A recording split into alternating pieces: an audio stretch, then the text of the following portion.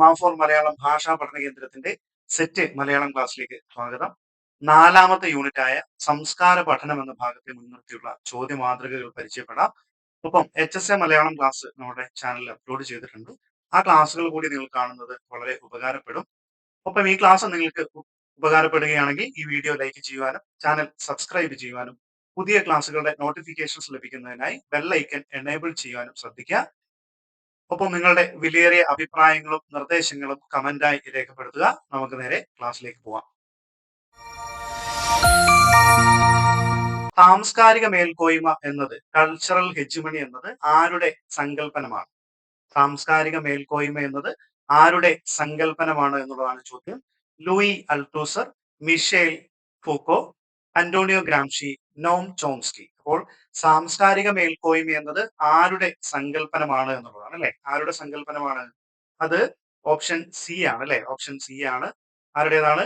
Antonio ഗ്രാംഷിയുടേതാണ്. Antonio ഗ്രാംഷിയുടെ സങ്കല്പനമാണ് സാംസ്കാരിക മേൽക്കോയ്മ. സാംസ്കാരിക മേൽക്കോയ്മ. അടുത്ത ചോദ്യം, സാംസ്കാരിക ഭൗതികവാദം എന്ന പ്രയോഗം ആരുടേതാണ്? സാംസ്കാരിക ഭൗതികവാദം എന്ന പ്രയോഗം ആരുടേതാണ് എന്നുള്ളതാണ് ചോദ്യം. അല്ലെ. FR Leavis, EP Thompson, Richard Hoggart, Raymond Williams. അപ്പോൾ സാംസ്കാരിക ഭൗതികവാദം അല്ലെ, സാംസ്കാരിക ഭൗതികവാദം എന്ന പ്രയോഗം ആരുടേതാണ് എന്നുള്ളത് അല്ലെ. ആരുടേതാണ് സാംസ്കാരിക ഭൗതികവാദം? അത് ഓപ്ഷൻ ഡി ആണ്. ഓപ്ഷൻ ഡി ആണ്. ആരാണ് ഓപ്ഷൻ ഡി? ആരാണ്? റെയ്മണ്ട് വില്യംസ് ആണ് അല്ലെ. റെയ്മണ്ട് വില്യംസിൻ്റെതാണ് സാംസ്കാരിക ഭൗതികവാദം എന്നുള്ളത്. സാംസ്കാരിക ഭൗതികവാദം എന്നുള്ളത്. നമുക്ക് അടുത്ത ചോദ്യത്തിലേക്ക് പോകുന്നു. കൾച്ചർ ആൻഡ് സൊസൈറ്റി എന്ന കൃതി രചിച്ചത്, കൾച്ചർ ആൻഡ് സൊസൈറ്റി എന്ന കൃതി രചിച്ചത് ആരാണ്? Stuart Hall, EP Thompson, Raymond Williams, Althusser. അപ്പോൾ കൾച്ചർ ആൻഡ് സൊസൈറ്റി എന്ന കൃതി രചിച്ചത് ആരാണെന്നുള്ളതാണ് നമ്മുടെ ചോദ്യം. സ്റ്റുവർട്ട് ഹാൾ ആണോ, EP തോംസൺ ആണോ, റെയ്മണ്ട് വില്യംസ് ആണോ, അൾത്തൂസർ ആണോ എന്നുള്ളതാണ് അല്ലെ. ആരാണ് കൾച്ചർ ആൻഡ് സൊസൈറ്റി എന്ന കൃതി രചിച്ചത്? കൾച്ചർ ആൻഡ് സൊസൈറ്റി എന്ന കൃതി രചിച്ചിട്ടുള്ളത് മറ്റാരുമല്ല, റെയ്മണ്ട് വില്യംസ് ആണ്. റെയ്മണ്ട് വില്യംസ് ആണ്. ഓപ്ഷൻ സി, റെയ്മണ്ട് വില്യംസ് ആണ് കൾച്ചർ ആൻഡ് സൊസൈറ്റി എന്ന കൃതി രചിച്ചിട്ടുള്ളത്. ഓക്കെ. അങ്ങനെയാണെങ്കിൽ culture and materialism, culture and materialism അത് ആരുടേതാണ്?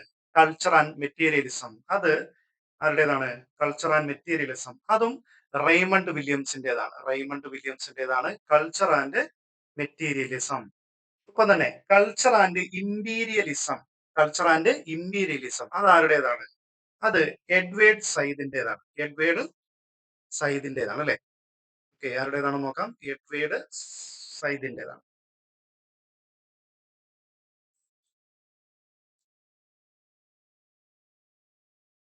എഡ്വേർഡ് സൈദിൻ്റെതാണ്.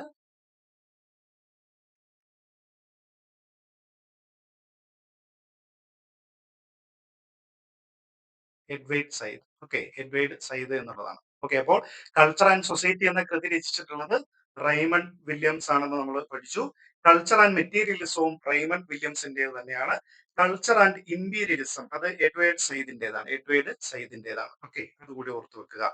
ശരി, നമുക്ക് അടുത്ത ചോദ്യത്തിലേക്ക് പോകാം. ഘടനാവാദപരമായ സാംസ്കാരിക അപഗ്രഥനം ആരംഭിക്കുന്നത് ആരുടെ നേതൃത്വത്തിലാണ്? ഘടനാവാദപരമായ സാംസ്കാരിക അപഗ്രഥനം ആരംഭിക്കുന്നത് ആരുടെ നേതൃത്വത്തിലാണ്? Roman Jakobson, Levi Strauss, Noam Chomsky, ഴാക്ക് ഡെറിഡ. ആരുടെ? അപ്പോൾ ഘടനാവാദപരമായ സാംസ്കാരിക അപഗ്രഥനം ആരംഭിക്കുന്നത് ആരുടെ നേതൃത്വത്തിലാണ് അല്ലെ? ആരുടെ നേതൃത്വത്തിലാണ്? അത് ലെവിസ്ട്രോസിന്റെ നേതൃത്വത്തിലാണ്. ലെവിസ്ട്രോസിന്റെ നേതൃത്വത്തിലാണ് അല്ലെ. ലെവിസ്ട്രോസിന്റെ നേതൃത്വത്തിൽ, ലെവിസ്ട്രോസിന്റെ നേതൃത്വത്തിലാണ്. ഓക്കെ, ആ ഒരു പോയിന്റ് ഓർക്കുക. ലെവിസ്ട്രോസിന്റെ നേതൃത്വത്തിലാണ് എന്നുള്ളത് ഓർത്തു വെക്കുക. ശരി, നമ്മൾ അടുത്ത ചോദ്യത്തിലേക്ക് പോകുന്നു. സ്ത്രീ രചനകൾക്ക് ത്രൈണം, സ്ത്രീവാദപരം, സ്ത്രീ വിഷയകം എന്നിങ്ങനെ 3 ഘട്ടങ്ങളുണ്ടെന്ന് നിരീക്ഷിച്ചത് ആര്? സ്ത്രീ രചനകൾക്ക് ത്രൈണം, സ്ത്രീവാദപരം, സ്ത്രീ വിഷയകം അങ്ങനെ 3 ഘട്ടങ്ങളുണ്ടെന്ന് നിരീക്ഷിച്ചത് ആര്? Helene Cixous, Virginia Woolf, Elaine Showalter, Betty Friedan. അപ്പോൾ ഇതില് സ്ത്രീരചനകൾക്ക് സ്ത്രൈണം, സ്ത്രീവാദപരം, സ്ത്രീ വിഷയകം എന്നിങ്ങനെ 3 ഘട്ടങ്ങളുണ്ടെന്ന് നിരീക്ഷിച്ചത് ആരാണ്? ആരാണ് അങ്ങനെ നിരീക്ഷിച്ചത്? അത് എലൈൻ ഷോവാൾട്ടർ ആണ്. എലൈൻ ഷോവാൾട്ടർ ആണ് അല്ലെ. എലൈൻ ഷോവാൾട്ടർ ആണ് ഇത്തരത്തിൽ ഒരു നിരീക്ഷണം നടത്തിയിട്ടുള്ളത്. A-line Showalter. ഓക്കെ, അങ്ങനെയെങ്കിൽ നമുക്ക് കുറച്ച് പോയിന്റുകൾ കൂടി നോക്കാം. ദ സെക്കൻഡ് സെക്സ് എന്ന ഗ്രന്ഥം രചിച്ചത് ആര്? അതായത് ദ സെക്കൻഡ് സെക്സ് എന്ന് പറയുന്ന ഗ്രന്ഥം രചിച്ചത് ആര്? ആരാണ്? സിമോൺ സി ബുവയാണ്. Simone de Beauvoir. Simone Simone de Beauvoir അല്ലെ. Simone de Beauvoir. Okay, Simone de Beauvoir. Simone de ബുവയാണ്. സിമോൺ സി ബുവയാണ്. Feminine mystique. The feminine mystique ആരുടേതാണ്? ദ ഫെമിനൈൻ മിസ്റ്റിക് എന്ന് പറയുന്നത് ആരുടേതാണ്? അത് ബെറ്റി ഫ്രൈഡന്റേതാണ്. Betty Friedan. Betty Friedan. Betty ഫ്രൈഡന്റേതാണ്. ഓക്കെ, ബെറ്റി ഫ്രൈഡന്റേതാണ് the feminine mystique. The feminine mystique എന്നുള്ളത്. ഓക്കെ, ദ ഫെമിനൈൻ മിസ്റ്റിക് എന്നുള്ളത്. അങ്ങനെയെങ്കിൽ women women liberation and literature. Women liberation and literature ആരുടേതാണ്? Elaine Showalter. എലൈൻ ഷോവാൾട്ടറിൻ്റെതാണ്. Women liberation and literature. Women liberation and literature ആരുടേതാണ്? Elaine Showalter അല്ലെ. Elaine Showalter. Elaine Showalter. Okay, അതുകൂടി ഓർത്തു വെക്കുക. Elaine Showalter കേട്ടോ. ഓക്കെ, ഇപ്പോൾ women liberation and literature Elaine ഷോവാൾട്ടറുടേതാണെന്നും കൂടി ഓർത്തു വെക്കുക. ശരി, നമ്മൾ അടുത്ത ചോദ്യത്തിലേക്ക് പോകുന്നു. മാമാങ്കത്തിൽ ചാവേറുകളെ നിയോഗിക്കുന്നത് ആര്? മാമാങ്കത്തിൽ ചാവേറുകളെ നിയോഗിക്കുന്നത് ആര്? അല്ലെ, ആരാണ്? വള്ളുവക്കോനാതിരി, സാമൂതിരി രാജാവ്, കൊച്ചി രാജാവ്, കോലത്തിരി രാജാവ്. അപ്പോൾ മാമാങ്കത്തിൽ ചാവേറുകളെ നിയോഗിക്കുന്നത് ആരാണ്? മാമാങ്കത്തിൽ ചാവേറുകളെ നിയോഗിക്കുന്നത് വള്ളുവക്കോനാതിരിയാണോ, സാമൂതിരിയാണോ, കൊച്ചി രാജാവാണോ, കോലത്തിരി രാജാവാണോ? അല്ലെ, ആരാണ്? അത് വള്ളുവക്കോനാതിരിയാണ്. വള്ളുവക്കോനാതിരിയാണ് അല്ലെ. വള്ളുവക്കോനാതിരിയാണ് മാമാങ്കത്തിൽ ചാവേറുകളെ നിയോഗിക്കുന്നത്. നമുക്കറിയാം മാമാങ്കം അല്ലെ. മാമാങ്കത്തെ പറ്റി നമ്മൾ കാര്യമായിട്ട് പഠിക്കേണ്ട കാര്യമില്ല, നമുക്കൊക്കെ അറിയാവുന്നതാണ് അല്ലെ. ഭാരതപ്പുഴയുടെ തീരത്ത് തിരുനാവായയിൽ 12 വർഷത്തിലൊരിക്കൽ നടത്തപ്പെട്ടിരുന്ന ഒരു ഉത്സവമായിരുന്നു മാമാങ്കം എന്നുള്ളത്. മകരമാസത്തിലെ കറുത്ത വാവിനും കുംഭമാസത്തിലെ കറുത്ത വാവിനും ഇടയിലുള്ള ഏത് നാളിൽ? മകം നാളിലായിരുന്നു മാമാങ്കം നടത്തിയിട്ടുണ്ടായിരുന്നത്. മാമാങ്കത്തിന്റെ രക്ഷാപുരുഷ സ്ഥാനം വള്ളുവക്കോനാതിരിക്കായിരുന്നു. എന്നാൽ സാമൂതിരി സേന തിരുനാവായ പിടിച്ചെടുത്തതോടുകൂടി ഈ സ്ഥാനം സാമൂതിരിക്ക് നഷ്ടമാവുകയും 28 ദിവസത്തെ ആഘോഷമായിരുന്നു മാമാങ്കം എന്നുള്ളത് കൂടി ഓർത്തു വെക്കുക അല്ലെ. 28 ദിവസങ്ങളായിരുന്നു മാമാങ്കത്തിന്റെ അല്ലെ ആഘോഷ ദിവസങ്ങളായിട്ട് ഉണ്ടായിരുന്നത്. ഏറ്റവും അവസാനത്തെ മാമാങ്കം നടക്കുന്നത് 1755-ലാണ്. 1755-ലാണ്. ഈ മഹാമേളയുടെ അന്ത്യം കുറിച്ചത് ഹൈദരാലിയുടെ കേരള ആക്രമണവും തുടർന്ന് സാമൂതിരിയുടെ ആത്മഹത്യയും കാരണമായിരുന്നു. ഓക്കെ, ആ പോയിന്റുകൾ കൂടി ഓർത്തു വെക്കുക. ഓക്കെ, ശരി, നമ്മൾ അടുത്ത ചോദ്യത്തിലേക്ക് പോകുന്നു. അടുത്തത് ചേരുംപടി ചേർക്കുക. ചേരുംപടി ചേർക്കുക അല്ലെ. നമ്മുടെ ഐന്തിണകളുമായി ബന്ധപ്പെട്ടൊരു ചോദ്യമാണ്. മരുതം, മുല്ലൈ, പാലൈ, നെയ്തൽ അല്ലെ. ഐന്തിണകൾക്കകത്തെ 4 തിണകളെ പറ്റി ഇവിടെ സൂചിപ്പിച്ചിട്ടുണ്ട്.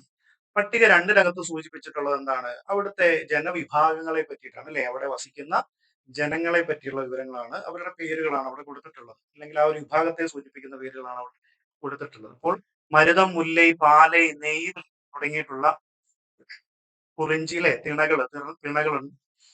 ഒപ്പം തന്നെ പട്ടിക 2 അവിടെ വസിക്കുന്ന വിഭാഗത്തെ പറ്റി സൂചിപ്പിക്കുന്നുണ്ട്. അപ്പോൾ നമ്മൾ പട്ടിക നോക്കിക്കൊണ്ട് 1 നിന്ന് 2 ഇല്ലേ, അപ്പോൾ കറക്റ്റ് ആയിട്ടുള്ള ഉത്തരം ഏതെന്ന് നമ്മൾ കണ്ടുപിടിക്കണം. ഓക്കെ, അപ്പോൾ മരുതത്തിലെ ജനവിഭാഗങ്ങൾ ഏതൊക്കെയാണ്? മരുതം എന്ന് പറയുന്ന സ്ഥലത്തെ ജനവിഭാഗങ്ങളെ നമ്മൾ കണ്ടെത്തേണ്ടതായിട്ടുണ്ട് അല്ലെ. മരുതം എന്ന് പറയുമ്പോൾ നമുക്കറിയാം അവിടെ ഉണ്ടായിരിക്കുന്നത് ഉഴവറാണ് മരുതം തിണയിലെ ജനവിഭാഗം എന്ന് പറയുന്നത്. അടുത്ത നോക്കാം. അടുത്ത ഏതാണ്? അടുത്തത് മുല്ലൈ പ്രദേശത്തെ ജനവിഭാഗങ്ങളെ കണ്ടുപിടിക്കണം. മുല്ലൈ അല്ലെ. മുല്ലയില് നമുക്കറിയാം അവിടെ കൃഷിയൊക്കെയാണ് അല്ലെ. മുല്ലൈ എന്ന് പറയുമ്പോൾ കൃഷിയൊക്കെ ആയിട്ടുള്ള പ്രദേശമാണ്. അവിടെ ഇടയറായിരുന്നു. ഇടയ വിഭാഗത്തിൽപ്പെട്ടവരായിരുന്നു. അടുത്തത് പാലൈ അല്ലെ. പാലൈയാണ് അടുത്തത്. പാലൈ എന്ന് പറയുന്ന പ്രദേശത്ത് മറവറാണ് അല്ലെ. മറവറാണ് പാലൈ. അടുത്തത് നെയ്തലാണ്. നെയ്തൽ അല്ലേ? നെയ്തൽ. നെയ്തൽ പ്രദേശത്ത് ഏതാണ്? പരതർ. പരതർ എന്നുള്ളതാണ് അല്ലേ? നെയ്തൽ എന്ന് പറയുമ്പോൾ നമുക്കറിയാം തീരപ്രദേശമാണ് അല്ലേ? തീരപ്രദേശമാണ്. ഇനി നമുക്ക് എന്തൊക്കെയാണെന്നൊന്ന് വിശദീകരിച്ചൊന്ന് പറഞ്ഞു പോകാം. ജസ്റ്റ് ഒന്ന് വിശദീകരിച്ച് പറഞ്ഞു പോകാം. പാല എന്ന് പറയുന്നത് മലനിരകളാണ് അല്ലേ? മലനിരകളാണ്. അവിടെ പ്രധാനപ്പെട്ട പാലയിനങ്ങളില് പാലമരങ്ങള്, കുരട്ടുപാല, കൊടിപ്പാല, ഉലക്കപ്പാല, ഏഴിലും പാല തുടങ്ങിയിട്ടുള്ള ഒരുപാട് മരങ്ങൾ അവിടെ ഉണ്ടായിരുന്നു. അതുകൊണ്ടായിരിക്കാം ഈ ഒരു പേര് വന്നത് എന്ന് കരുതപ്പെടുന്നുണ്ട്. വന്യമൃഗങ്ങളൊക്കെ ധാരാളമുള്ള പ്രദേശമാണ് അല്ലെ? പാല എന്നാല് തമിഴില് മരുഭൂമി എന്ന് കൂടി അർത്ഥമുണ്ട്. മരുഭൂമി എന്ന് കൂടി തമിഴിൽ അർത്ഥമുണ്ട്. പാല എന്ന് പറയുന്ന വാക്കിന്. പാല എന്ന് പറയുന്ന വാക്കിന് മരുഭൂമി എന്ന് കൂടി അർത്ഥമുണ്ട്. അപ്പോൾ ഇവിടെ ജീവിച്ചിരുന്നവരെ മറവർ, മറവർ എന്നാണ് അറിയപ്പെട്ടിരുന്നത്. മറവർ. അവർക്ക് മൃഗവേട്ടയും ആനക്കൊമ്പ്, പുലിപ്പല്ല്, പുലിത്തോല് തുടങ്ങിയിട്ടുള്ളവയുടെ വ്യാപാരവും ഒക്കെ ആയിരുന്നു ഇവരുടെ ഉപജീവന മാർഗം എന്ന് പറയുന്നത്. കള്ളന്മാരും കൊള്ളക്കാരും ഒക്കെ ഇവിടെ ധാരാളമായിട്ടുണ്ടായിരുന്നു അല്ലെ? കൂടാതെ തന്നെ കാമുകന്മാരായിട്ട് ഒളിച്ചോടുന്നതും സ്ത്രീകളെ മോഷ്ടിച്ചു കൊണ്ടുപോകുന്നതും ഒക്കെ പാലയിത്തിണയിൽ പതിവായിട്ടുണ്ടായിരുന്ന ഒരു പ്രവൃത്തിയായിരുന്നു. ഇനി നമുക്ക് മുല്ലയുമായി ബന്ധപ്പെട്ട കുറച്ച് പോയിന്റുകൾ നോക്കാം. ചെറിയ കുന്നുകളും അല്ലെ, ചെറിയ കുന്നുകളും മലയോരങ്ങളും ഒക്കെ ഉള്ള ഒരു പ്രദേശമാണ് മുല്ലൈ എന്ന് പറയുന്ന പ്രദേശം. കടലിനും മലയ്ക്കും ഇടയിലുള്ള സ്ഥലമായതിനാലാണ് കടലിനും മലയ്ക്കും ഇടയിലുള്ള സ്ഥലമായതിനാലാണ് ഇടനാട് അല്ലെ, ഇടനാട് എന്നറിയപ്പെടുന്നത്. അപ്പോൾ ഇവിടുത്തെ ജനങ്ങൾ ഇടയന്മാരും അല്ലെ, അതുകൊണ്ട് ഇടനാട്ടിലെ ജനങ്ങൾ അല്ലെങ്കിൽ അതിനെയൊക്കെ അല്ലെ, ഇടയ ജോലി ചെയ്യുന്ന ആളുകളായതുകൊണ്ട് അവരെ ഇടയന്മാർ എന്ന് അറിയപ്പെടുന്നു. അവിടുത്തെ പ്രധാനപ്പെട്ട കൃഷി എന്ന് പറയുന്നത് അമര, തുവര, മുതിര തുടങ്ങിയിട്ടുള്ള പയർ വർഗ്ഗങ്ങളായിരുന്നു അവിടെ കൃഷി ചെയ്തിട്ടുണ്ടായിരുന്നത്. ഇവരുടെ ദേവത എന്ന് പറയുന്നത് മായോനായിരുന്നു. മായോനായിരുന്നു. മായോനായിരുന്നു. ഓക്കെ, മായോനായിരുന്നു ഇവരുടെ ദേവൻ എന്ന് പറയുന്നത്. കാലുകൾ ഉപയോഗിച്ച് കൃഷി ചെയ്യുന്ന ഒരു രീതിയൊക്കെ ആയിരുന്നു ഇവർക്കുണ്ടായിരുന്നത്. അടുത്ത മരുതം. മരുതം ഏറ്റവും വളക്കൂറുള്ള പ്രദേശത്തെയാണ് മരുതം എന്നറിയപ്പെടുന്നത്. ഏറ്റവും വളക്കൂറുള്ള പ്രദേശം. തമിഴില് മരുതം എന്ന് പറഞ്ഞു കഴിഞ്ഞാൽ കൃഷിഭൂമി എന്നാണ് അർത്ഥം. കൃഷിഭൂമി എന്നാണ് മരുതം എന്ന് പറഞ്ഞാൽ തമിഴിൽ അർത്ഥം വരുന്നത്. കൃഷിഭൂമി. അപ്പോൾ മരുത നാട്ടുകാർ വെള്ളാളർ എന്നും കാർഷിക വൃത്തിയിൽ ഏർപ്പെടുന്നതിനാൽ, അതായത് ഉഴുന്നവർ അല്ലെ, ഉഴുതു മറിക്കുന്നവരാണല്ലോ, അപ്പൊ അവരെ ഉഴവർ എന്നും അറിയപ്പെട്ടിരുന്നു എന്ന് പറയുന്നു. അവരുടെ ദൈവം ആരായിരുന്നു? അവരുടെ ദൈവം എന്ന് പറയുന്നത് വേന്തനായിരുന്നു. വേന്തനായിരുന്നു അവരുടെ ദൈവം. വേന്തനായിരുന്നു കുലദൈവം. അടുത്തത് നെയ്തൽ എന്ന് പറയുന്ന പ്രദേശം. നെയ്തൽ എന്ന് പറയുന്നത് നേരത്തെ ഞാൻ സൂചിപ്പിച്ചു തീരപ്രദേശമാണ് അല്ലെ? തീരപ്രദേശമാണ് നെയ്തൽ എന്ന് പറയുന്ന സ്ഥലം. നെയ്തൽ എന്ന വാക്കിന്റെ അർത്ഥം എന്താണ്? സമുദ്രം എന്നാണ്. നെയ്തൽ എന്ന് പറയുന്ന വാക്കിന്റെ അർത്ഥം എന്താണ്? സമുദ്രം അല്ലെ? സമുദ്രം എന്നാണ്. സമുദ്രം. നെയ്തൽ എന്നാൽ സമുദ്രം എന്നാണ്. നെയ്തൽ അല്ലെ? നെയ്തൽ എന്നാൽ സമുദ്രം എന്നാണ് അതിന്റെ അർത്ഥം. മത്സ്യബന്ധനവും വ്യാപാരവും ഒക്കെ ആയിരുന്നു ഇവരുടെ പ്രധാനപ്പെട്ട തൊഴിൽ എന്ന് പറയുന്നത്. കടലിൽ നിന്ന് ഉള്ളിലേക്ക് പ്രവേശിക്കുന്ന അഴിമുഖങ്ങളില് വലിയ കപ്പലുകൾ അടുത്തിരുന്നു. അത് ഇതിന്റെ ഭാഗമായിട്ട് വ്യാപാരം മൂലം അവിടുത്തെ ജനജീവിതം വളരെ സമ്പന്നമായിരുന്നു. അവിടെ തുറമുഖ പട്ടണങ്ങളും പണ്ടകശാലകളും ഒക്കെ ഇവിടുത്തെ വലിയ പ്രത്യേകതയായിരുന്നു. ഇവിടുത്തെ നാട്ടുകാരെ പരതർ അല്ലെങ്കിൽ പരതവർ എന്നൊക്കെയായിരുന്നു വിളിച്ചിരുന്നത്. നെയ്തൽ എന്ന് പറയുന്ന പ്രദേശത്തെ അല്ലെ, അല്ലെങ്കിൽ പരതവർ എന്നൊക്കെയായിരുന്നു വിളിച്ചിരുന്നത്. ഇവരുടെ ദേവൻ ആരായിരുന്നു? ഇവരുടെ ദേവൻ വരുണനായിരുന്നു. വരുണനായിരുന്നു ഇവരുടെ ദൈവം, അല്ലെങ്കിൽ ജലദേവനൊക്കെ ആയിരുന്നു ഇവരുടെ ദൈവം എന്ന് പറയുന്നത്. ഓക്കെ, ശരി. അടുത്ത ചോദ്യം. പെരുമാൾസ് ഓഫ് കേരള എന്ന ഗ്രന്ഥം രചിച്ചത് M R. Raghava Variar, William Logan, M G S, K P. Padmanabha Menon. അപ്പോൾ പെരുമാൾസ് ഓഫ് കേരള എന്ന ഗ്രന്ഥം രചിച്ചത് ആരാണ്? പെരുമാൾസ് ഓഫ് കേരള എന്ന ഗ്രന്ഥം രചിച്ചത് അതാരാണ്? ആ ഗ്രന്ഥം രചിച്ചത് അത് ആരാണ്? എം.ജി.എസ് ആണ്. എം.ജി.എസ് ആണ് അല്ലെ? എം.ജി.എസ് ആണ്. ഓക്കെ, എം.ജി.എസ് ആണ്. എം.ജി.എസിന്റെ മുഴുവൻ പേരെന്തായിരുന്നു? പ്രൊഫസർ എം.ജി.എസ് നാരായണൻ എന്നത്.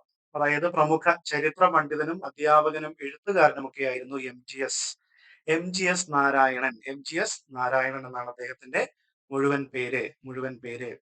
അദ്ദേഹത്തിന്റെ പ്രധാനപ്പെട്ട കൃതികൾ കൂടി ഒന്ന് നോക്കിപ്പോകാം. ഇന്ത്യൻ ചരിത്ര പരിചയം, സാഹിത്യ അപരാധങ്ങൾ, കേരള ചരിത്രത്തിന്റെ അടിസ്ഥാന ശിലകൾ, സെക്കുലർ ജാതിയും സെക്കുലർ മതവും, ജനാധിപത്യവും കമ്മ്യൂണിസവും. ഓക്കെ, അപ്പോൾ പ്രൊഫസർ എം.ജി.എസ്. നാരായണൻ അല്ലെ? എം.ജി.എസ്. നാരായണൻ. എം.ജി.എസ്. നാരായണൻ എന്നുള്ളതാണ് അദ്ദേഹത്തിന്റെ മുഴുവൻ പേര് അല്ലെ? മുഴുവൻ പേര്. ഓക്കെ, ശരി. അടുത്ത ചോദ്യം. ചേരുംപടി ചേർക്കുക അല്ലെ? നമ്മുടെ നവോത്ഥാന സമരങ്ങളുമായി ബന്ധപ്പെട്ടുകൊണ്ട് വിവിധ സമരങ്ങളെ പറ്റിയാണ് ഇവിടെ സൂചനയുള്ളത് അല്ലെ? മലബാർ കലാപം, ഗുരുവായൂർ സത്യാഗ്രഹം, നിവർത്തന പ്രക്ഷോഭം, വൈക്കം സത്യാഗ്രഹം അല്ലെ?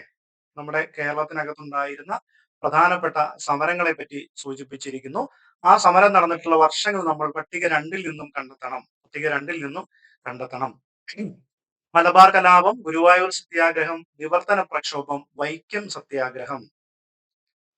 ഓക്കെ, ഇതില് മലബാർ കലാപം നമുക്കറിയാം. മലബാർ കലാപത്തിന്റെ വർഷം ഏതാണ്? മലബാർ കലാപത്തിന്റെ വർഷം ഏതാണ്? മലബാർ കലാപത്തിന്റെ വർഷം. മലബാർ കലാപത്തിന്റെ വർഷം എന്നത് 1921 അല്ലെ? 1921. യെസ്. അപ്പോൾ A4 ആയിട്ട് വരുന്ന A4 എന്നുള്ള ഓപ്ഷൻ വരുന്നത് ബിയും ഡിയും ഉണ്ട് അല്ലെ? അപ്പോൾ ബാക്കി ഇത് രണ്ട് നമുക്ക് വേണം. ഇത് രണ്ട് നമുക്ക് എന്തായാലും വേണം.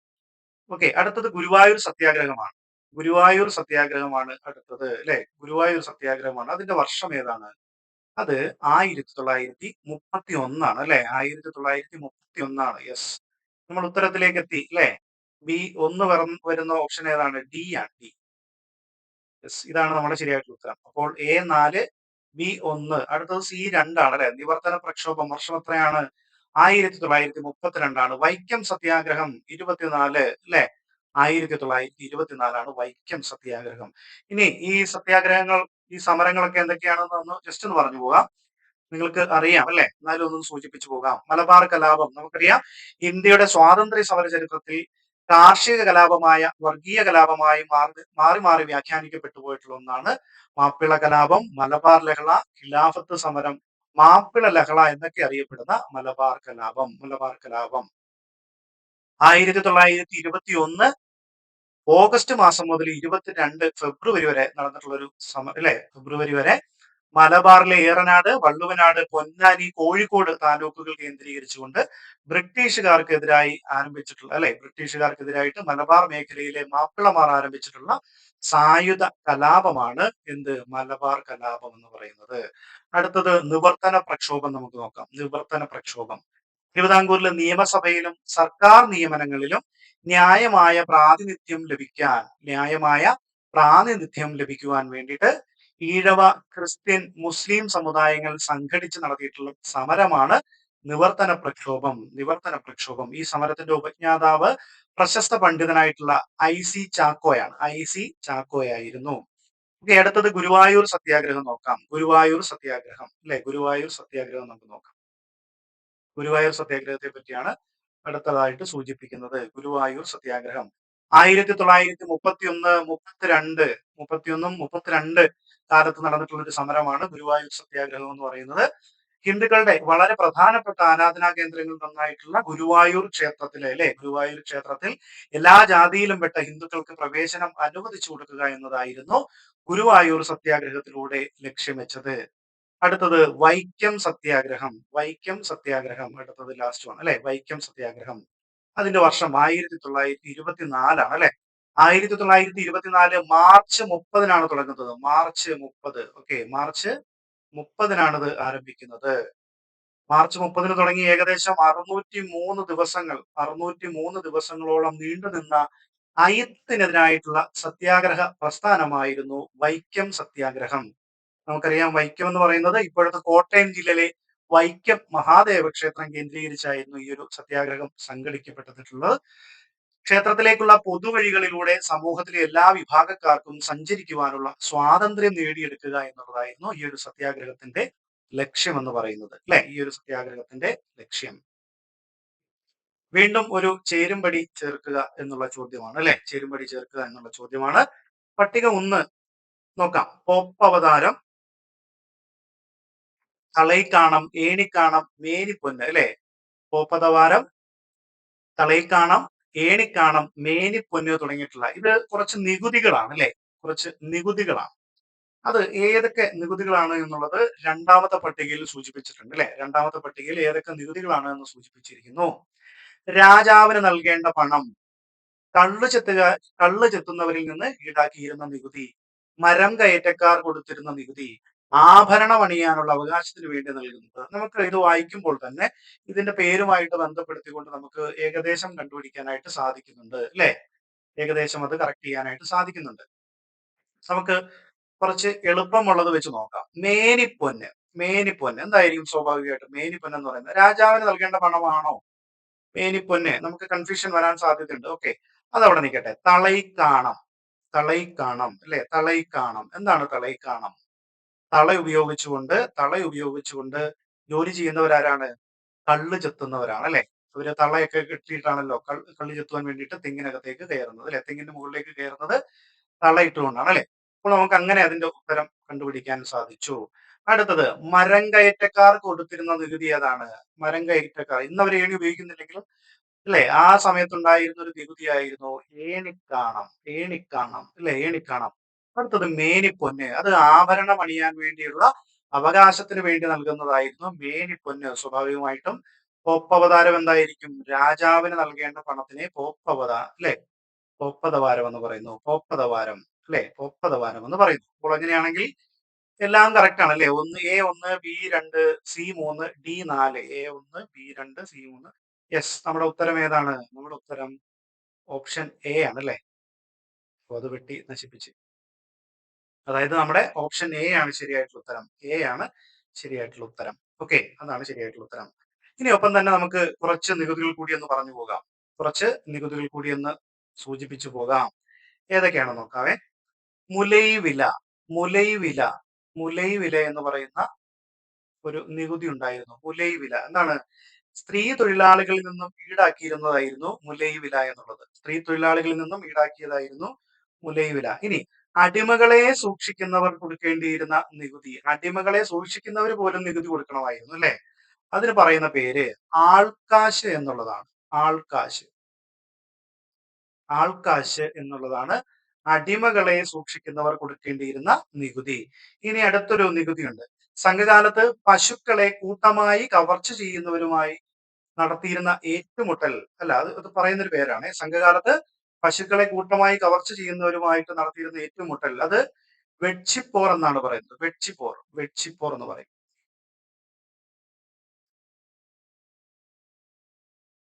വെഡ്ഷിപ്പോർ എന്നാണ് ഇതിൽ പറയുന്നത്. അതായത് സംഘകാലത്ത് പശുക്കളെ കൂട്ടമായിട്ട് കവർച്ച ചെയ്യുന്നവരുമായി നടത്തിയിരുന്ന ഏറ്റുമുട്ടലിനെ പറയപ്പെടുന്നത് വെഡ്ഷിപ്പോർ എന്നാണ്. വെഡ്ഷിപ്പോർ. ഓക്കെ, അടുത്ത ചോദ്യം.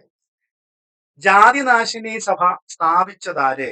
ജാതിനാശിനി സഭ സ്ഥാപിച്ചതാര്? നീലകണ്ഠൻ തീർത്ഥപാദർ, വാഗ്ഭടാനന്ദൻ, ആനന്ദ തീർത്ഥൻ, ബ്രഹ്മാനന്ദ ശിവയോഗി. അപ്പോൾ ആരാണ് ജാതിനാശിനി സഭ സ്ഥാപിച്ചതാര് എന്നുള്ളതാണ് അല്ലെ? ജാതിനാശിനി സഭ സ്ഥാപിച്ചതാര് ആരാണ്? അത് നീലകണ്ഠൻ തീർത്ഥപാദനാണോ, വാഗ്ഭടാനന്ദനാണോ, ആനന്ദ തീർത്ഥനാണോ, ബ്രഹ്മാനന്ദ ശിവയോഗിയാണോ? ആരാണ് ജാതിനാശിനി സഭ സ്ഥാപിച്ചിട്ടുള്ളത്? അത് ആനന്ദ തീർത്ഥനാണ്. ആനന്ദ തീർത്ഥനാണ്. ആനന്ദ തീർത്ഥനാണ്. ആനന്ദ തീർത്ഥനാണ് ജാതിനാശിനി സഭ സ്ഥാപിച്ചിട്ടുള്ളത്. ഈ ജാതിനാശിനി സഭ രൂപീകരിച്ചിട്ടുള്ള സ്ഥലം ഏതാണ്? അത് കണ്ണൂരാണ്. കണ്ണൂർ. കണ്ണൂരാണ്. കണ്ണൂർ. ഇത് സ്ഥാപിക്കപ്പെട്ടിട്ടുള്ള വർഷം എന്നത് 1933 1933 ജാതിനാശിനി സഭ സ്ഥാപിച്ചിട്ടുള്ളത്. ഇതിന്റെ ആദ്യത്തെ പ്രസിഡന്റ് ആരായിരുന്നു? കെ കേളപ്പനായിരുന്നു. കേളപ്പൻ. കേളപ്പനായിരുന്നു ഇതിന്റെ ആദ്യത്തെ പ്രസിഡന്റ് എന്നത്. കേളപ്പനായിരുന്നു. ഇതിന്റെ ആദ്യത്തെ സെക്രട്ടറി ആരായിരുന്നു? സെക്രട്ടറി ആനന്ദ തീർത്ഥനായിരുന്നു അല്ലെ? ആനന്ദ തീർത്ഥൻ. ഇത് സ്ഥാപിച്ച ആൾ തന്നെയായിരുന്നു ഇതിന്റെ സെക്രട്ടറി ആനന്ദ തീർത്ഥൻ. ആനന്ദ തീർത്ഥൻ. ഇനി നോക്കാം. പാലിയം സത്യാഗ്രഹത്തോടനുബന്ധിച്ച് സൗഹൃദ ജാഥ നയിച്ചത്. പാലിയം സത്യാഗ്രഹത്തോടനുബന്ധിച്ച് സൗഹൃദ ജാഥ നയിച്ചതാരാണ്? സൗഹൃദ ജാഥ നയിച്ചതാരാണ്? P Kesavan, T Kesavan, K Kausalya, Kelappan. ആരാണ് പാലിയം സത്യാഗ്രഹത്തോടനുബന്ധിച്ച് സൗഹൃദ ജാഥ നയിച്ചിട്ടുള്ളത്? അത് കൗസല്യ. കൗസല്യാണ് പാലിയം സത്യാഗ്രഹത്തോട് അനുബന്ധിച്ച് സൗഹൃദ ജാഥ നടത്തിയത്. എന്തായിരുന്നു? കൊച്ചിയിലെ ചില സവർണ ഹിന്ദുക്കളുടെ വീടുകൾക്ക് മുമ്പിലുള്ള ക്ഷേത്രങ്ങളിലേക്കും നിരത്തുകളിലേക്കും അവർണർക്ക് പ്രവേശനം നിഷേധിച്ചിരുന്നു. ഇല്ലേ? അവർണർക്ക് പ്രവേശനം നിഷേധിച്ചിരുന്നു. കൊച്ചിയിലെ പ്രധാനമന്ത്രിയായിരുന്ന പാലിയത്തച്ഛന്റെ ചേന്ദമംഗലത്തെ വീടിന് മുമ്പിലുള്ള നിരത്തിലൂടെ അവർണർ നടത്താൻ ശ്രമിച്ചത് വലിയ സംഘർഷങ്ങൾക്ക് ഇടയാവുകയും ഈ സാഹചര്യത്തിൽ പാലിയം സത്യാഗ്രഹം ആരംഭിക്കുകയും ചെയ്തു. പാലിയം സത്യാഗ്രഹം ആരംഭിക്കുകയും ചെയ്തു. അല്ലെ? ഓക്കെ, നമുക്ക് അടുത്ത ചോദ്യം നോക്കാം. 1684 അഞ്ചുതെങ്ങിൽ ഇംഗ്ലീഷുകാർക്ക് വ്യാപാരശാല സ്ഥാപിക്കാൻ അനുമതി നൽകിയ വേണാട് ഭരണാധികാരി ആര്? 1684 അല്ല, 1684 1684 അഞ്ചുതെങ്ങിൽ ഇംഗ്ലീഷുകാർക്ക് വ്യാപാരശാല സ്ഥാപിക്കാൻ അനുമതി നൽകിയ വേണാട് ഭരണാധികാരി ആരാണ്? റാണി ലക്ഷ്മിബായി, ഗൗരി ലക്ഷ്മിബായി, ഉമയമ്മ റാണി, അശ്വതി തിരുനാൾ മഹാറാണി. ആരായിരുന്നു അത്? അത് ഉമയമ്മ റാണിയാണ്. ഉമയമ്മ റാണിയാണ് 1684 അഞ്ചുതെങ്ങിൽ ഇംഗ്ലീഷുകാർക്ക് വ്യാപാരശാല സ്ഥാപിക്കാൻ അനുമതി നൽകിയിട്ടുള്ള വേണാട് ഭരണാധികാരി. അല്ലെ? വേണാട് ഭരണാധികാരി ആരായിരുന്നു? ഉമയമ്മ റാണിയാണ്. അടുത്ത ചോദ്യം. 7 രാജാക്കന്മാരെ തോൽപ്പിച്ച് അധിരാജ പദവി നേടിയിട്ടുള്ള ആദി ചേര രാജാവ് ആരായിരുന്നു? അധിരാജ പദവി അല്ലെ? അധിരാജ പദവി നേടിയിട്ടുണ്ടായിരുന്ന ആദി ചേര രാജാവ് ആരായിരുന്നു? അല്ലെ? അധിരാജ പദവി നേടിയിട്ടുള്ള ചേര രാജാവ് ആരായിരുന്നു എന്നുള്ളതാണ്. അധിരാജ പദവി നേടിയിട്ടുള്ള ചേര രാജാവ് ആരാണ്? നെടുംചേരലാതൻ, കരുനന്തടക്കൻ, വേൽക്കെഴുകുട്ടുവൻ, ഉദിയൻ ചേരലാതൻ. ആരാണ് അപ്പോൾ ശരിയായിട്ടുള്ള ഉത്തരം? അതിന്റെ ശരിയായ ഉത്തരം ആരാണെന്ന് നമ്മൾ കണ്ടുപിടിക്കണം. അല്ലെ? ശരിയായിട്ടുള്ള ഉത്തരം ആരാണെന്ന് നമ്മൾ കണ്ടുപിടിക്കണം. ആരാണ്? നെടുംചേരലാതനാണോ? നെടുംചേരലാതൻ. യെസ്, നെടുംചേരലാതനാണ് 7 രാജാക്കന്മാരെ തോൽപ്പിച്ച് അധിരാജ പദവി നേടിയിട്ടുള്ള ആദ്യ ചേര രാജാവ് നെടുംചേരലാതനാണ്. ഇനി ശ്രീവല്ലഭൻ, പാർത്ഥിവശേഖരൻ എന്നീ പേരുകൾ അറിയപ്പെടുന്ന ആയി രാജാവ് ആരാണ്? അത് കരുനന്തടക്കനാണ്. ശ്രീവല്ലഭൻ, പാർത്ഥിവശേഖരൻ എന്നീ പേരുകളിൽ അറിയപ്പെടുന്ന ആയി രാജാവ് കരുനന്തടക്കനാണ്. അടുത്തത് ചെങ്കുട്ടുവൻ എന്ന പേരിൽ പ്രശസ്തനായ ആദ്യ ചേര രാജാവ് ആരാണ്? വേൽക്കെഴുകുട്ടുവനാണ് അല്ലെ? വേൽക്കെഴുകുട്ടുവനാണ്. അടുത്ത നോക്കാം. വാനവരമ്പൻ എന്ന പദവി സ്വീകരിച്ചിരുന്ന ആദി ചേര രാജാവ് എന്താണ്? വാനവരമ്പൻ എന്ന പദവി സ്വീകരിച്ചിരുന്ന ആദി ചേര രാജാവ് ഉദിയൻ ചേരലാതനാണ്. അല്ലെ? അപ്പോൾ വാനവരമ്പൻ എന്ന പദവി, അല്ലെ? വാനവരമ്പൻ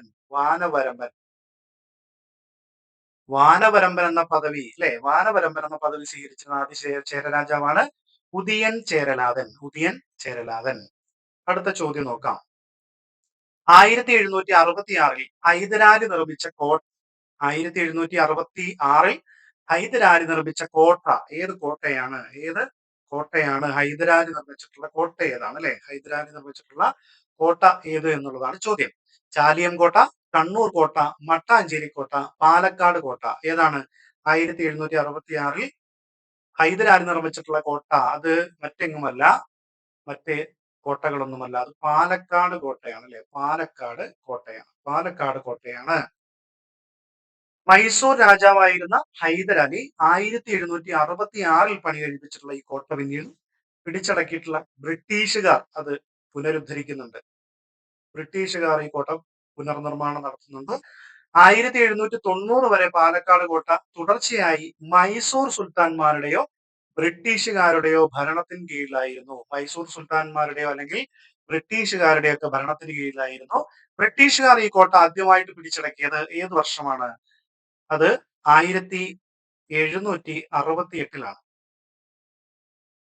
1768 കേണൽ വുഡ് ഹൈദരലിയുടെ കോട്ടകൾ ആക്രമിച്ചപ്പോഴാണ് ബ്രിട്ടീഷുകാർ ഈ കോട്ട ആദ്യമായിട്ട് പിടിച്ചടക്കുന്നത്. 1768 അടുത്ത ചോദ്യം നോക്കാം. ക്ഷേത്രപ്രവേശന വിളംബരം പുറപ്പെടുവിച്ച രാജാവ് ആയില്യം തിരുനാൾ, സ്വാതി തിരുനാൾ, ശ്രീ ചിത്തിര തിരുനാൾ ബാലരാമവർമ്മ, ശ്രീ ചിത്തിര തിരുനാൾ ഉദയവർമ്മ. ആരാണ് ക്ഷേത്രപ്രവേശന വിളംബരം പുറപ്പെടുവിച്ച രാജാവ്?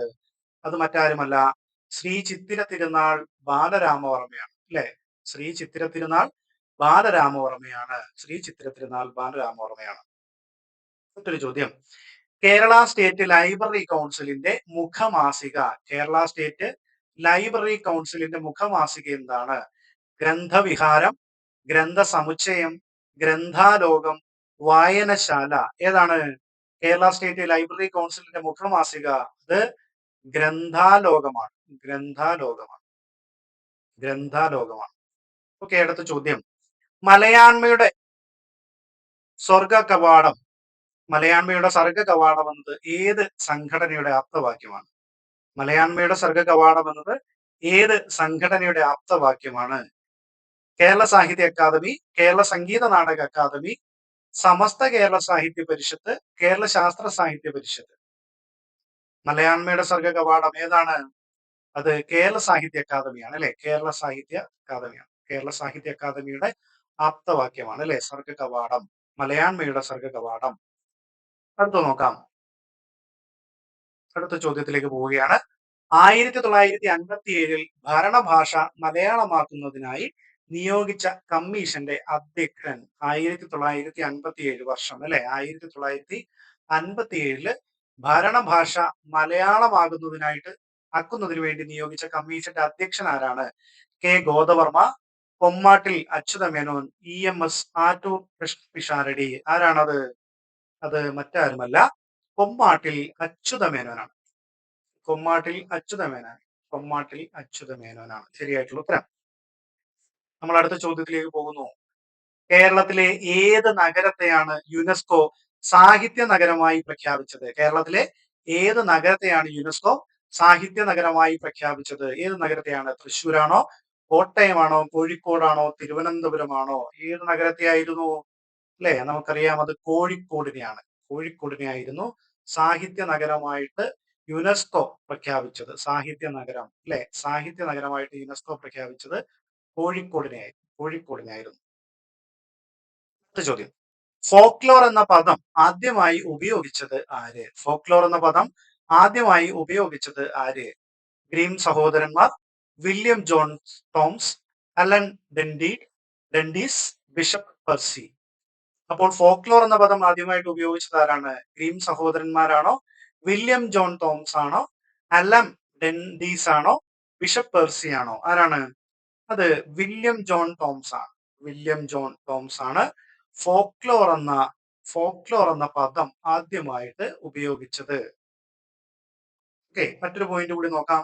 നാട്ടറിവുകൾക്ക് വേണ്ടി ഫോക്ലോർ സൊസൈറ്റി സ്ഥാപിച്ച വർഷം. നാട്ടറിവുകൾക്ക് വേണ്ടി ഫോക്ലോർ സൊസൈറ്റി സ്ഥാപിച്ച വർഷം 1878 ആണ്. 1878 ആണ്. മറ്റൊരു പോയിന്റ് കൂടി ഓർക്കാം. കേരള ഫോക്ലോർ അക്കാദമി സ്ഥാപിതമായത് ഏത് വർഷമാണ്? 1995 June 28 June 28 1995 June 28 Kerala folklore academy സ്ഥാപിതമായിട്ടുള്ളത്. എവിടെയായിരുന്നു ഇതിന്റെ ആസ്ഥാനം? കണ്ണൂരാണ് അല്ലെ? കണ്ണൂരാണ് ഇതിന്റെ ആസ്ഥാനം. ഇവരുടെ പ്രസിദ്ധീകരണത്തിന്റെ പേര് പൊലി എന്നാണ്. പൊലി എന്നാണ് പ്രസിദ്ധീകരണത്തിന്റെ പേര്. പൊലി എന്ന്. ഓക്കെ, അടുത്ത ചോദ്യം നോക്കാം. വാമൊഴിയായി പകരുന്നതാണ് ഫോക്ലോർ എന്ന് അഭിപ്രായപ്പെട്ടത്. വാമൊഴിയായി പകരുന്നതാണ് ഫോക്ലോർ എന്ന് അഭിപ്രായപ്പെട്ടത് അല്ലെ? വാമൊഴിയായി പകരുന്നതാണ് ഫോക്ലോർ എന്ന് അഭിപ്രായപ്പെട്ടത് DM Foster, William R Bascom, Raghavan Payyanad, PA Botkin. ആരാണ് വാമൊഴിയായി പകരുന്നതാണ് ഫോക്ലോർ എന്ന് അഭിപ്രായപ്പെട്ടത്? അത് വില്യം R ബാസ്കമാണ്. വില്യം R ബാസ്കമാണ് വാമൊഴിയായി പകരുന്നതാണ് ഫോക്ലോർ എന്ന് അഭിപ്രായപ്പെട്ടിട്ടുള്ളത്. അടുത്ത കുറച്ച് പോയിന്റുകൾ കൂടി നമുക്ക് നോക്കി പോകാം. കാടത്തത്തിൻ്റെതായ ഭൂതകാല അവശിഷ്ടങ്ങളാണ് ഫോക്ലോർ എന്ന് വിശേഷിപ്പിച്ചത്. കാടത്തത്തിൻ്റെതായ ഭൂതകാല അവശിഷ്ടങ്ങളാണ് ഫോക്ലോർ എന്ന് വിശേഷിപ്പിച്ചത് ആരാണ്? വില്യം വൈൽസ് നെവലാണ്. William Wells Newell. Okay, William Wells നെവലാണ്. അടുത്ത നോക്കാം. ഒരു ജനതയെക്കുറിച്ച് ശാസ്ത്രം എന്നതിലുപരി ഫോക്ലോർ പാരമ്പര്യ ജനതാശാസ്ത്രവും നാടൻ ഗാനങ്ങളുമാണ് എന്ന് അഭിപ്രായപ്പെട്ടത് ജോൺ ബെയ്ലിയാണ്. അതായത് ഒരു ജനതയെക്കുറിച്ചുള്ള ശാസ്ത്രം എന്നതിലുപരി ഫോക്ലോർ പാരമ്പര്യ ജനതാശാസ്ത്രവും നാടൻ ഗാനങ്ങളുമാണ് എന്ന് അഭിപ്രായപ്പെട്ടത് ജോൺ ബെയ്ലിയാണ്. John Bailey. ജോൺ ബെയ്ലിയാണ്. ജോൺ ബെയ്ലിയാണ്. John Bailey. ഒപ്പം തന്നെ മറ്റൊരു അഭിപ്രായം നോക്കാം. വാമൊഴിയിലൂടെയുള്ള സാംസ്കാരിക പാരമ്പര്യത്തെ മുഴുവൻ ഫോക്ലോർ ഉൾക്കൊള്ളുന്നു എന്ന് അഭിപ്രായപ്പെട്ടത് പി എ ബോട്ട്കിനാണ്. ബി എ ബോട്ട്കിനാണ്. ബി എ ബോട്ട്കിൻ അഭിപ്രായപ്പെട്ടത് എന്താണെന്ന് നോക്കിയേ. ബി എ ബോട്ട്കിന്റെ അഭിപ്രായം വാമൊഴിയിലൂടെയുള്ള സാംസ്കാരിക പാരമ്പര്യത്തെ മുഴുവൻ ഫോക്ലോർ ഉൾക്കൊള്ളുന്നു എന്ന് അഭിപ്രായപ്പെട്ടത് ബി എ ബോട്ട്കിനാണ്. B A Botkin. ഇനി ആദിമ മനുഷ്യന്റെ സത്യവും അവക്രവുമായ പ്രകടനമാണ് ഫോക്ലോർ എന്ന് പറഞ്ഞത് എം കെ പിനോസയാണ്. എം കെ പിനോസ. എം കെ പിനോസ. എം കെ പിനോസയാണ്. ആദിമ മനുഷ്യന്റെ സത്യവും അവക്രവുമായ പ്രകടനമാണ് ഫോക്ലോർ എന്ന് അഭിപ്രായപ്പെട്ടത് എം കെ പിനോസയാണ്. എം കെ പിനോസ. അടുത്ത ചോദ്യം. ഒരു ജനസമൂഹത്തിന് മാത്രമായുള്ള പുരാവൃത്തത്തിന് പറയുന്ന പേരെന്ത്? ഒരു ജനസമൂഹത്തിന് മാത്രമായുള്ള പുരാവൃത്തത്തിന് പറയുന്ന പേരെന്ത്? അവച പുരാവൃത്തം, ഐതിഹ്യം, മെറ്റാ ഫോക്ലോർ, ഫോക്ലോറിസ്റ്റിക്സ്. അപ്പോൾ ഒരു ജനസമൂഹത്തിന് മാത്രമായുള്ള പുരാവൃത്തത്തിന് പറയുന്ന പേരെന്ത് എന്നുള്ളതാണ് അല്ലെ. അവച പുരാവൃത്തമാണോ, ഐതിഹ്യമാണോ, മെറ്റാ ഫോക്ലോർ ആണോ, ഫോക്ലോറിസ്റ്റിക്സ് ആണോ? ഏതാണ് അത്? ഓപ്ഷൻ എ ആണ്. ഓപ്ഷൻ എ ആണ് ശരിയായിട്ടുള്ള ഉത്തരം. ഏതാണ്? അവച പുരാവൃത്തമാണ്. അവച പുരാവൃത്തമാണ് അല്ലെ. അവച പുരാവൃത്തമാണ്. അവച പുരാവൃത്തമാണ്. ഓക്കെ, അവച പുരാവൃത്തമാണ്. അടുത്ത ചോദ്യം. നിയതമായ പരിസരങ്ങളിൽ നിന്ന് അടർത്തി മാറ്റപ്പെട്ടതും പുതിയ പരിസരങ്ങളിൽ പരീക്ഷിക്കപ്പെടുന്നതുമായ ഫോക്ക് ഘടകങ്ങളെ വിളിക്കുന്ന പേര്? നിയതമായ പരിസരങ്ങളിൽ നിന്ന് അടർത്തി മാറ്റപ്പെട്ടതും പുതിയ പരിസരങ്ങളിൽ പരീക്ഷിക്കപ്പെടുന്നതുമായ ഫോക്ക് ഘടകങ്ങളെ വിളിക്കുന്ന പേര്? പ്രചലിത ഫോക്ലോർ, ഫോക്ലോറിസം, പ്രായോഗിക ഫോക്ലോർ, നാഗരിക ഫോക്ലോർ. എന്താണ് ഇതിൽ ശരിയായ ഉത്തരം? നിയതമായ പരിസരങ്ങളിൽ നിന്ന് അടർത്തി മാറ്റപ്പെട്ടതും പുതിയ പരിസരങ്ങളിൽ പരീക്ഷിക്കപ്പെടുന്നതുമായ ഫോക്ലോർ ഘടകങ്ങളെ വിളിക്കുന്നത് എന്താണ്? അതിനെ വിളിക്കുന്നത് എന്താണ്? ഫോക്ലോറിസം എന്നാണ്. ഫോക്ലോറിസം. ഫോക്ലോറിസം എന്നാണ്. അങ്ങനെയെങ്കിൽ പുതിയ ലോകത്തിന്റെ വ്യവസ്ഥകൾക്കും സൗന്ദര്യബോധത്തിനും രാഷ്ട്രീയത്തിനും അനുസരിച്ച് പരുവപ്പെടുന്ന ഫോക്ലോറുകളെ അറിയപ്പെടുന്നത് എന്താണ്? ആ വാക്ക് കേൾക്കുമ്പോൾ തന്നെ നമുക്ക് മനസ്സിലാക്കാം. പുതിയ ലോകത്തിന്റെ വ്യവസ്ഥകൾക്കും സൗന്ദര്യബോധത്തിനും രാഷ്ട്രീയത്തിനും അനുസരിച്ച് പരുവപ്പെട്ടു വരുന്ന ഫോക്ലോറുകളാണ് എന്ത്? നവ ഫോക്ലോർ. നവ ഫോക്ലോർ അല്ലെ. നവ ഫോക്ലോർ. നവ ഫോക്ലോർ. അടുത്തത്. ഒരു ഫോക്ലോർ രൂപത്തെ വിശദീകരിച്ചുകൊണ്ടോ വിലയിരുത്തിക്കൊണ്ടോ ഉരുവപ്പെടുന്ന ഫോക്ലോർ ആണ് meta folklore. Meta folklore. Meta folklore. Meta folklore. എന്താണ് മെറ്റാ ഫോക്ലോർ എന്ന് പറയുന്നത്? ഒരു ഫോക്ലോർ രൂപത്തെ വിശദീകരിച്ചുകൊണ്ടോ വിലയിരുത്തിക്കൊണ്ടോ ഉരുവപ്പെടുന്ന ഫോക്ലോർ ആണ് അല്ലെ മെറ്റാ ഫോക്ലോർ എന്ന് പറയുന്നത്. അടുത്തത് മറ്റൊരു ഫോക്ലോർ കൂടി നോക്കാം. പ്രചലിത ഫോക്ലോർ. നമ്മളിവിടെ ഓപ്ഷൻ അകത്തുണ്ട് അല്ലെ. പ്രചലിത ഫോക്ലോർ എന്താണെന്ന് നോക്കാം. പ്രചലിത ഫോക്ലോർ. എന്താണ് പ്രചലിത ഫോക്ലോർ? ഒരു കൂട്ടായ്മയിൽ സജീവമായി നിലനിൽക്കുന്ന ഫോക്ലോർ രൂപത്തിന്റെ ഘടകത്തെയാണ് പ്രചലിത ഫോക്ലോർ എന്ന് പറയുന്നത്. എന്താണ് പ്രചലിത ഫോക്ലോർ എന്ന് പറയുന്നത്? ഒരു കൂട്ടായ്മയിൽ സജീവമായി നിലനിൽക്കുന്ന ഫോക്ലോർ രൂപത്തിന്റെ ഘടകത്തെ പ്രചലിത ഫോക്ലോർ എന്ന് പറയുന്നു. പ്രചലിത ഫോക്ലോർ എന്ന് പറയുന്നു. ഓക്കെ, അപ്പോൾ ഇത്രയുമാണ് നമുക്ക് 4ാമത്തെ യൂണിറ്റുമായി ബന്ധപ്പെട്ടുകൊണ്ട് ചർച്ച ചെയ്യുവാനായിട്ടുണ്ടായിരുന്നത്. അപ്പോൾ സെറ്റാക്കാൻ മാ4 മലയാളം ഭാഷാ പഠന കേന്ദ്രം നിങ്ങളോടൊപ്പം തന്നെ ഉണ്ടാകും. സെറ്റ് ക്ലാസ് കൂടാതെ നെറ്റ് ക്ലാസ് നമ്മൾ ഉടൻ തന്നെ ആരംഭിക്കുന്നുണ്ട്. ഈ ക്ലാസ് നിങ്ങൾക്ക് ഉപകാരപ്പെട്ടുവെങ്കിൽ ഈ വീഡിയോ ലൈക്ക് ചെയ്യുക, ചാനൽ സബ്സ്ക്രൈബ് ചെയ്യുക, നിങ്ങളുടെ വിലയേറിയ അഭിപ്രായങ്ങളും നിർദ്ദേശങ്ങളും കമന്റായി രേഖപ്പെടുത്തുക. സെറ്റ് മലയാളം യൂണിറ്റ് അടിസ്ഥാനത്തിലുള്ള ക്ലാസ്സുകൾ മുഴുവൻ നമ്മുടെ ചാനലിൽ അപ്ലോഡ് ചെയ്യുന്നുണ്ട്. പ്ലേലിസ്റ്റിൽ സെറ്റ് മലയാളം എന്ന ക്ലാസ് നോക്കുക. ഒപ്പം തന്നെ HSA HST മലയാളം ക്ലാസ്സുകളും നമ്മുടെ ചാനലിൽ അപ്ലോഡ് ചെയ്തിട്ടുണ്ട്. മലയാളം മത്സര പരീക്ഷകൾക്ക് തയ്യാറെടുക്കുന്നവർക്ക് മുഴുവനും ഈ ചോദ്യ സാധ്യതകൾ ഉപയോഗപ്പെടുത്താവുന്നതാണ്. അതുകൊണ്ട് തന്നെ ആ ക്ലാസ്സുകൾ കൂടി നിങ്ങൾ കാണുവാൻ വേണ്ടിയിട്ട് ശ്രദ്ധിക്കുക. അപ്പോൾ പ്രത്യേകിച്ചൊരു കാര്യം സൂചിപ്പിക്കാനുള്ളത്, മുഴുവൻ ക്ലാസ്സുകളും സ്കിപ്പ് ചെയ്യാതെ തന്നെ കാണുവാൻ വേണ്ടി ശ്രദ്ധിക്കുക. അപ്പോൾ അടുത്ത ഒരു ഭാഗവുമായി നമുക്ക് വീണ്ടും കാണാം. ഒരിക്കൽ കൂടി മാ4 മലയാളം ഭാഷാ പഠന കേന്ദ്രത്തിന്റെ നന്ദി.